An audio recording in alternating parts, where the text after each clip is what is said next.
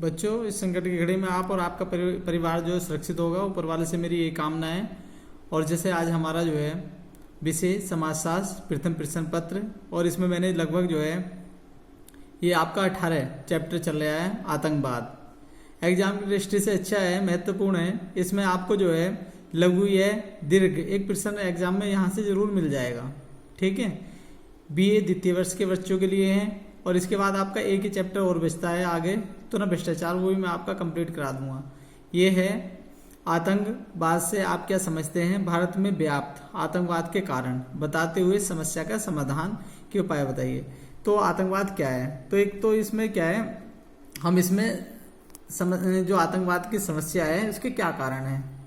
एक तो हमें यहाँ पर अध्ययन करना है चीज का, दूसरा हमें अध्ययन करना है उसमें कि जो समस्या है किन कैसे हम इसको जो है समस्या का हल कर सकते हैं, उसके लिए उपाय।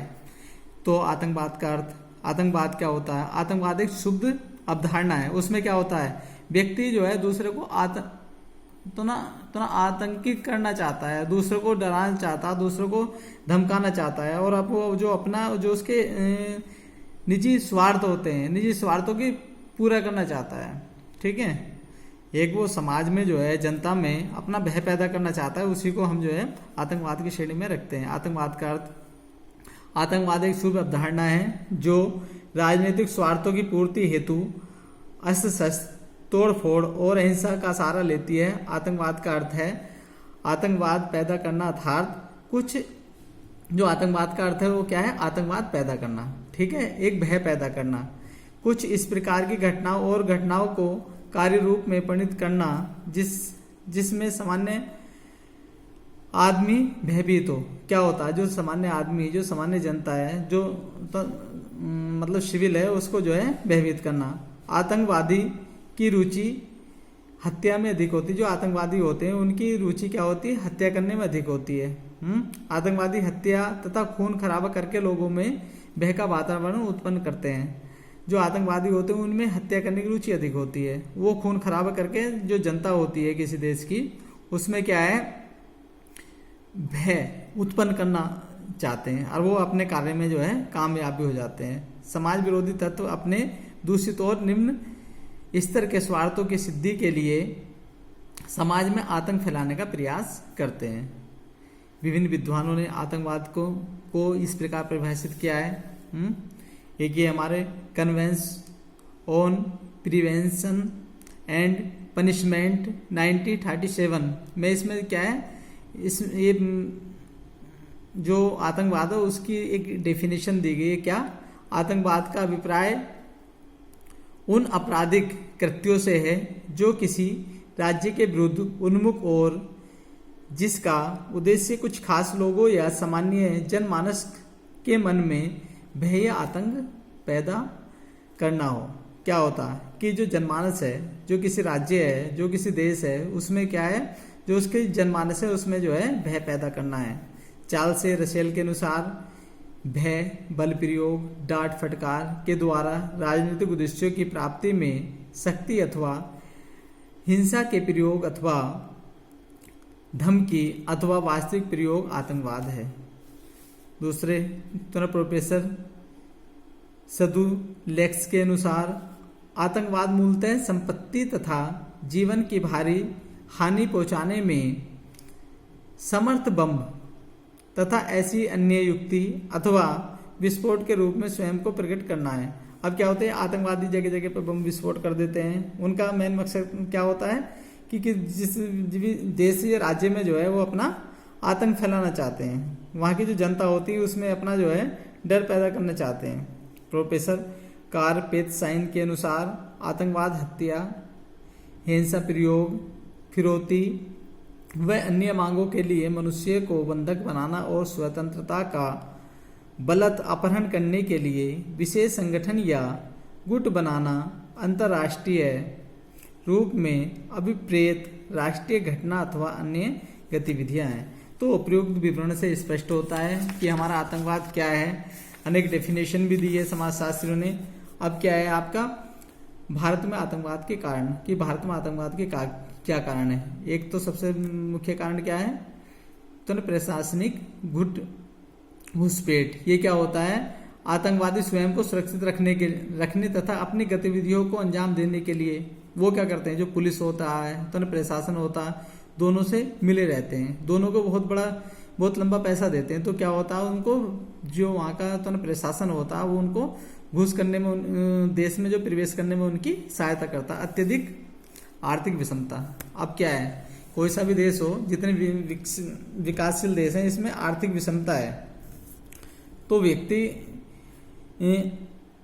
अब क्या होता है, जो बिल्कुल बेरोजगार है, बेकार है, बढ़ती हुई तो बेरोजगारी है, इन लोगों का ये फायदा उठाते हैं, उनको जो प्रलोभन देते हैं, उनको आतंकवादी बना देते हैं। ये क्या होता है, धार्मिक जो तो विषमता में आता है। धार्मिक उन्मत्त, गुप्त संगठनों का मानना है कि दुनिया में ऐसे अनेक धार्मिक नेता हैं जो लोगों में एक विशेष धर्म, संप्रदाय अथवा पंथ के प्रति धार्मिक उन्माद उत्पन्न करके उन्हें आतंकवादी गतिविधियों में लाने को प्रेरणा देते हैं। उनको मतलब क्या है, वो धार्मिक लोग जो होते हैं अपने जो उनके समाज के होते हैं उनको आतंकवादी बनाने में, ठीक है, उनको मोटिवेट करते हैं, उनको प्रेरित करते हैं कि आप जो है ऐसा करो। सरकार की लचीली नीति, अब क्या होता है, भारत सरकार की आतंकवाद संबंधी नीतियां अत्यंत लचीली है। इस समस्या से निपटने के लिए सरकार ने आतंकवादियों के विरुद्ध कोई कठोर कदम नहीं उठाया।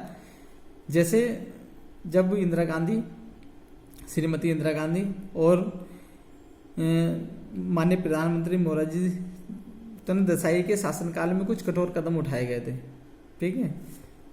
आधुनिक तकनीक साधन, अब क्या होता है, आधुनिक तकनीक, भाई आजकल आधुनिक युग है, तो इसमें एक तो आधुनिक हथियारों का निर्माण हो गया, दूसरी बात क्या है, जैसे संपर्क के साधन हो गए, सैटेलाइट फोन हो गए, मोबाइल फोन हो गए, तो इससे जो है तकनीकी संसाधनों में भी काफी डेवलपमेंट हुआ है। राजनीतिक स्वार्थ, क्या होता है, व्यक्ति का अपना राजनीतिक स्वार्थ होता है। जो राजनीतिक पार्टियां होती हैं वो अपना राजनीति में आने के लिए आतंकवादियों से जो है समझौता कर लेते हैं, फिर जब वो जीत जाता है तो उनको वो फिर आतंकवादियों का जो स्वार्थ होता है उनको पूर्ति करते हैं, उनको जो शरण भी देते हैं, सब कुछ उनके लिए करने के लिए तैयार रहते हैं राजनेता। भ्रष्टाचार आतंकवाद को जन्म देता है। जब देश में समाज में भ्रष्टाचार, अन्याय, अत्याचार बढ़ जाता है तो अन्याय और सामाजिक मान्य मूल्यों का पतन होने लगता है। तब समाज का एक वर्ग भ्रष्टाचार और अन्याय के विरुद्ध विरोध कर देता है। तो बच्चों ये इसमें है, अब ये आपका थर्ड पेज, केंद्र एवं राज्यों की सरकारों में सामंजस्य का अभाव। अब क्या होता है, सबसे बड़ी समस्या क्या है, केंद्र सरकार तो लगाती है राज्य सरकार पे हस्तक्षेप कि ये जो है भाई तुम्हारा कार्य है, फिर दूसरी बात जो है राज्य सरकार भी हस्तक्षेप लगाती है, तो केंद्र सरकार को कहती है ये आपका वर्क है, आप भी, तो उसमें क्या है, दोनों को आपस में जो है सहायता करनी चाहिए, एक दूसरे से तो सामंजस्य जो है बैठाना चाहिए, जिससे जो है आतंकवादियों का सामना किया जा सके। आतंकवाद को समाप्त करने के उपाय, भारत में आतंकवाद को समाप्त करने के निम्नलिखित उपाय हैं। कैसे, क्या, आतंकवादियों का दमन, तो हमारे देश के राजनेता आतंकवादियों पर सहानुभूति दिखाकर उन्हें क्षमा कर देते हैं। इस उदारता के परिणाम स्वरूप उनकी आतंकवादी गतिविधियां निरंतर बढ़ती जा रही है। तो ये क्या है, जो आतंकवादियों का दमन कर देना चाहिए, उनमें सहानुभूति दिखाएंगे तो ये समस्या होगी। अब दमन कई भी तरीके से, एक तो पहले उनकी जो समस्या है, क्या कारण है, क्यों आतंकवादी बन रहे हैं, उसको जानना चाहिए, समस्या सुननी चाहिए, ठीक है, उनकी समस्या जायज है तो उसको तो न हल करना चाहिए, तो वो आतंकवादी का जो दमन होगा उससे भी सुरक्षित सीमाएं, तो जो देश की सीमाएं होती है उनको जो है सुरक्षित कर देना चाहिए, जिससे कोई भी जो है देश में घुसपैठ ना कर सके। पाकिस्तान के विरुद्ध जनमत निर्माण, सरकार को जो है, क्योंकि सरकार जानती भी है कि आतंकवादियों का अड्डा है पाकिस्तान, तो सरकार को एक जनमत तैयार करना चाहिए, वो भी अंतर्राष्ट्रीय तो स्तर पर तो चलाना चाहिए, अंतर्राष्ट्रीय जो समूह उसको बताना चाहिए। केंद्र एवं राज्य सरकारों में सामंजस्य, तो ये मैंने ऊपर बताया था। भारत में अधिकांश जो केंद्र में किसी की पार्टी सरकार होती है, मतलब केंद्र में राज्य में अलग अलग होती है, तो दोनों आपस में तो इतना सामंजस्य नहीं बैठा पाते, वो एक दूसरे पर हस्तक्षेप जो लगाते रहते हैं, और ये कारण होता है कि आतंकवाद जो है पनपता रहता है। चुनाव की नीतियों में बदलाव, चुनाव की नीतियों में बदलाव करना चाहिए। कुछ राजनीतिक चुनाव जीतने के लिए आतंकवादी तत्वों का सहारा लेते हैं। चुनाव जीतने के बाद ये नेता उस ऋण को उतारने के लिए आतंकवादियों को सहारा देते हैं और उनकी सुरक्षा भी करते हैं। सेना एवं पुलिस को पर्याप्त अधिकार, सेना और पुलिस को क्या है, पर्याप्त अधिकार दे देने चाहिए।